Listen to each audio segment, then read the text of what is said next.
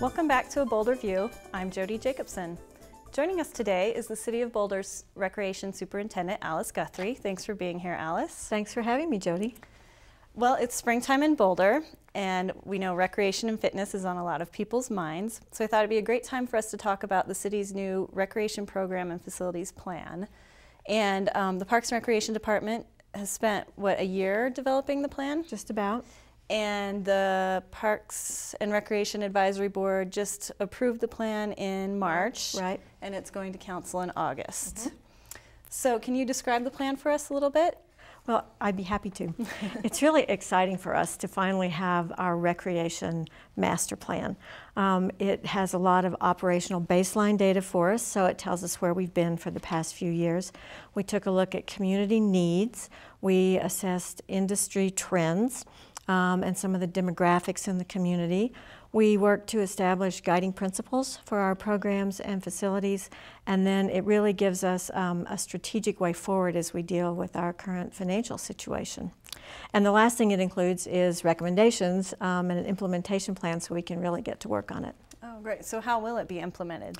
Well, it'll really be part of our department work plan. In the Recreation Division, we're working right now to separate the recommendations into short-term, medium-term, long-term, which makes pretty much good sense, I think. And then we'll be assigning staff members and staff teams to work on those, and it will really be part of our ongoing work plan. We'll probably also be doing some community outreach around some of the elements, but it really is guiding us for the next several years. Okay. So can you explain how this plan fits in with other city plans like the Boulder Valley Comprehensive Plan? And also it makes me curious how it's working with the city's new priority-based budgeting efforts. Yeah, those are really interesting questions. We actually have a diagram, a chart in the plan, because as we started working at it, we realized people didn't know how it fit. So the Boulder Valley Comprehensive Plan is the overarching guiding document for the city, and then within that is our Parks and Rec Master Plan. So the Boulder Valley Comp Plan has city goals and county goals, and our department plan has our department's mission and vision and goals for our department. And then the Recreation Program and Facilities Plan narrows down a bit farther and just focuses on the Recreation Division. So it gives us guidance on programs, what type of facilities we need, what our cost structure should be, and what the community needs are. So it really does narrow things down. In relation to priority-based budgeting, I think we're really well positioned as the city moves in that direction, because a lot of the research that we did for our plan was to identify community needs and community values and find out what the residents are really interested in. So we have that. And then on the other hand, we also did an in-depth analysis of our costs and our expenses and our revenues. So we really know our program costs and facility costs. And that's really some of the fundamental pieces of priority-based budgeting. So now we know that for the Recreation Division, and then as the city goes through its budget process in the next few months, we'll be putting that into the mix with all the other city programs and services. Okay. So you mentioned that you gauged community input. How exactly was the community involved in developing this plan? Well, we laugh in our department and say we do community outreach because everything that we do seems to be highly valued by some segment of the community. So we had several open houses and community workshops, and we conducted some focus groups with other recreation providers and partners in the community, such as the University of Colorado and the Boulder Valley School District. We did a statistically valid community survey, so we got neutral, if you will, information. We also had feedback forms on our website. People commented there and at our rec facilities. So we did quite a lot of outreach in that regard.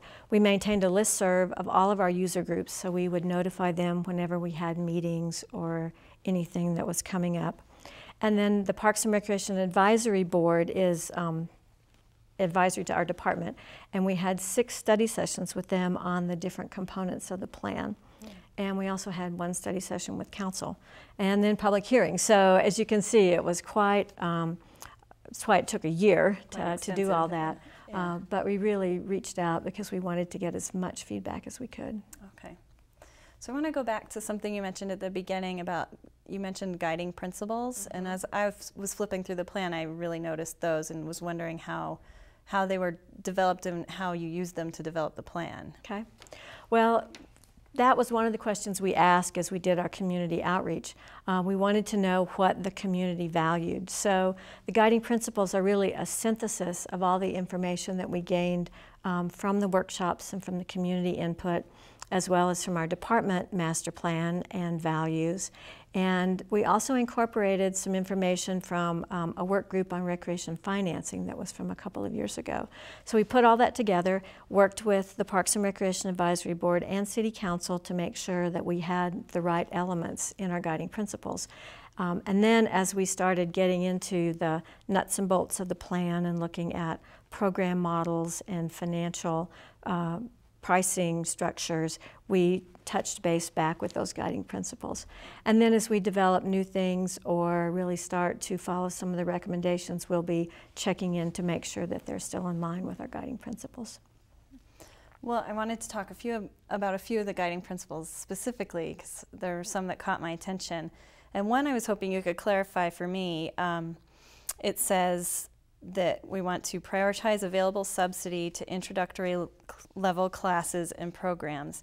Now, does that mean we want to prioritize introductory level classes over others, even if they don't recover their own costs? This is a tricky question, and it's one that I want to take a little bit of time to explain. I think I will first start with subsidy, because that's something that is really important to us right now.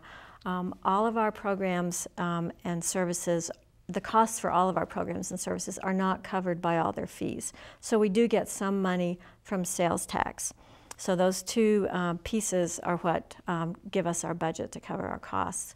So when we looked at the types of programs that we had, the introductory programs or the social core programs, they're ones that traditionally municipalities do because private providers aren't going to do them, like inclusion services for people with disabilities or maintaining a swimming pool.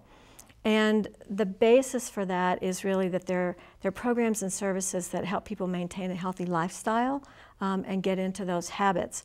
So a lot of those don't cover all of their costs, but we know that we can have another set of programs that will provide some additional funding for that. So it's not necessarily that we're prioritizing them over other programs, but they have a very deeply held value to us, and we will use additional revenues from other programs to help fund those if they don't cover their costs. Some may, but a lot of them will not. Okay. Well, you mentioned the social category or the label, and in the plan, I noticed that there are 3 category labels you guys used, and one was social, one was business, and one was desirable. Can you go into that a little bit further and describe how those labels are being used to select the programming in the future? Yeah, it's this was another aspect as we headed into the plan. We weren't quite sure how we were going to come out with this categories and priorities, but it really came about that when we really talked about what people really valued and what were the basic municipal programs, that's what we called the social core. Again, they promote the healthy lifestyle. They're getting people out of doors. It's really the core of our mission as a recreation division. So that was the social core. And then the business core are programs that we can charge market fees, market rates, and have enough funding that will help us support the social core. So we really need both of those. But then there's programs that may be rather short-lived, maybe 3 to 5 years, or really people are interested in for a short period of time, but they're not something like an ongoing fitness class or some of those real basic recreation services. So we put those in the desirable and said, you know, if there's expressed community interest and we can set up our funding structure so that they can be self-funding, then we'll offer those and they'll be the desirable programs. Interesting. Well, I wanted to go back and talk about the financial sustainability of the recreation program. And one of your guiding principles says to pursue a sustainable financial model for recreation programs and facilities. And I know you touched on it a little bit, but can you explain that further? Well, it's becoming more and more important that we really know our costs and all of the opportunities we have for efficiencies, because as I mentioned, the sales tax money that we get for recreation, we expect will go down. That's based on recommendation from the Blue Ribbon Commission.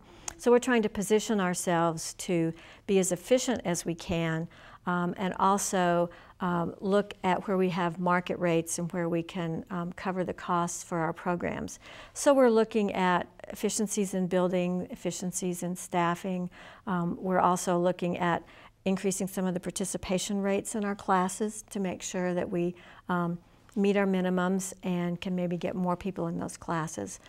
So we're really looking at that in a lot of different ways, but the end goal is that we really do need to cover the bulk of our expenses with our fees and charges.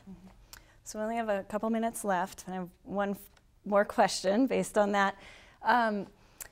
So it does seem like in order to become more sustainable, the department may be charging more for patrons. Is there any concern that that could unintentionally drive patrons away? Oh yeah, we're really concerned about that, and we don't want that to happen.